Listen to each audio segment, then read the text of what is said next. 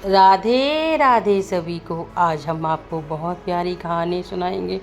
सुनकर आपको बड़ा ही आनंद आएगा। कहते हैं भगवान का रिश्ता जो है हमारा, वो सबसे पक्का रिश्ता है। ज़िंदगी में अन्य रिश्ते आते हैं और समय के साथ बदलते जाते हैं।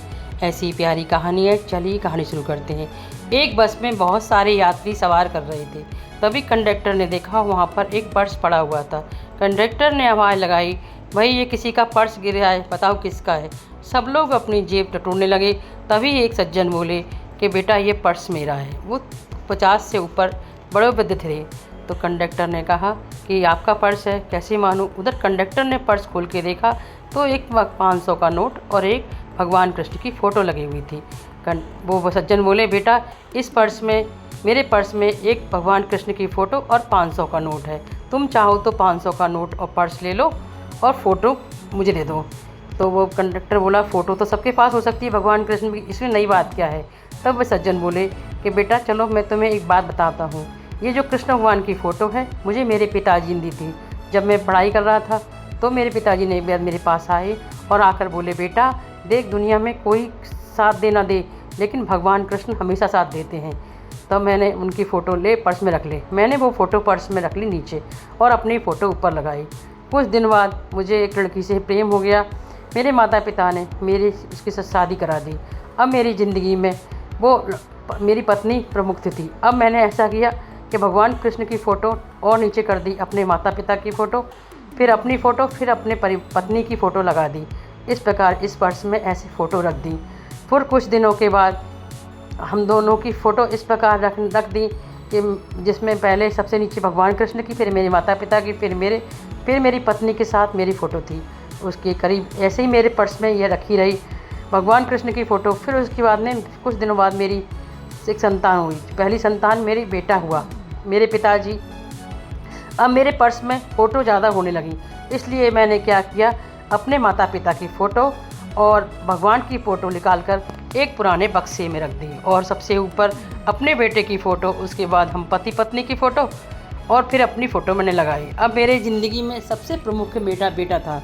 मैं हमें उसे देखकर जीता था। हर समय मैं अपने बेटे के अलावा किसी के बारे में नहीं सोचता था। समय बीतता गया। उसके कुछ दिनों बाद मैं अपने परिवार में खुश था। मुझे किसी बात की चिंता नहीं थी। सब कुछ सही था, सब कुछ सही चल रहा था। और मैंने वह फ़ोटो निकाल के जैसे ही बक्से में रखी, उसके कुछ दिनों बाद मेरे माता पिता का देहांत हो गया और उसके कुछ ही दिनों बाद मेरी पत्नी का भी देहांत हो गया। फिर मैं अपने बेटे को पालन पोषण करने लगा। जब मेरा बेटा बड़ा हो गया तो उसके बताए अनुसार उसकी पसंद की लड़की के साथ मैंने उसका विवाह करा दिया। मैंने जब उसका विवाह करा दिया तो विवाह करने के बाद कुछ दिनों तक तो वो हमारे साथ रहा, लेकिन फिर उसने नए शहर में एक बढ़िया सा घर अपना ले लिया और घर लेने के बाद वह मुझे छोड़कर अपने नए घर में शिफ्ट हो गया। अब मैं अपने घर में अकेला हूँ। अब अकेला बैठा उदास था। अब मुझे कुछ समझ में नहीं आ रहा था कि इस दुनिया में मेरा कौन है। तभी मुझे याद आया, मैंने अपना बक्सा खोला और बक्से में से अपने भगवान कृष्ण की फ़ोटो निकाली और उसे साफ़ किया और पर्स में रखा। उस दिन से आज तक ये फ़ोटो मेरे पर्स में रखी है और मुझे ये लगा कि दुनिया में हर रिश्ता आता है और जाता है, लेकिन एक भगवान ऐसा रिश्ता है से हम रिश्ता बनाते हैं तो भगवान हमेशा हमारे साथ रहते हैं। वो हमारा साथ कभी नहीं छोड़ते। एक बार को माता पिता भी समय के साथ चले जाते हैं, परिवार पत्नी सब चले जाते हैं, लेकिन जो भगवान होते हैं वो अपने जिससे भगवान से हम रिश्ता बनाते हैं, भगवान उसे छोड़कर कहीं नहीं जाते। जब ये बात कंडक्टर ने सुनी तो वो थोड़ा भावुक हो गया और सोचने लगा कि ये अंकल जी कितनी अच्छी बात कह रहे हैं। और बोला, फिर उन्होंने सज्जन ने कहा कि बेटा बस मैं तुमसे यही विनती करता हूँ, तुम चाहे कुछ भी करो, मुझे आज मेरे पर्स में सबसे ऊपर भगवान कृष्ण की फ़ोटो है, तुम मुझे बस वह फ़ोटो निकाल कर दे दो, मुझे ना पर्स चाहिए ना पैसा चाहिए। जब कंडक्टर समझ गया था कि ये पर्स इन्हीं का है, अन्य किसी का नहीं। भगवान के प्रति इतनी भाव देखकर कंडक्टर ने वो पर्स उन्हें देने लगा। तो उन्होंने कहा, बेटा तुम पर्स रख लो और तुम ये क्या कहते हैं पैसे भी रख लो, लेकिन ये फ़ोटो मुझे दे दो। कंडक्टर ने कहा, नहीं अंकल जी, ये पर्स भी आपका है और ये फ़ोटो भी आपका है, लीजिए। फिर कंडक्टर ने उन्हें बड़े सम्मान के साथ वो पर्स दिया और सभी लोग जितने बस में यात्री बैठे थे सब उनकी कहानी सुन रहे थे और भावुक हो गए और सोचने लगे ये जीवन का सत्य है। जीवन में अनेक रिश्ते समय के साथ हमारे साथ आते हैं और समय के साथ चले जाते हैं, लेकिन जो ईश्वर का रिश्ता होता है वो अनंत है, अनादिकाल तक हमारे साथ आता है। अगर हम ईश्वर को अपने पास रखते हैं तो भगवान अनादिकाल तक हमेशा हमारे साथ रहते हैं। हर पल, हर क्षण, हर घड़ी भगवान ही हमारा साथ देते हैं, चाहे एक बार को इंसान ना दे सके, लेकिन ईश्वर हमारा ध्यान रखते हैं।